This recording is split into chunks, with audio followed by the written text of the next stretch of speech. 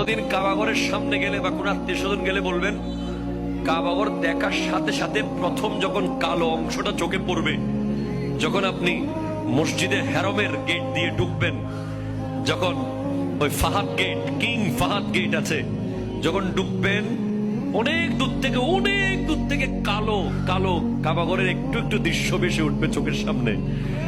তখন দোয়াটা করবেন, কি দোয়া করবেন কয়টা? যখন কয়টা? একটা দোয়াই কবুল হবে দেখার সাথে সাথে। কাবা ঘর দেখার সাথে সাথে প্রথম যে দোয়াটা করবেন ওটা কবুল করবেন কে? এখন শিখে নেন, অনেক মানুষ জানেন না হিকমত।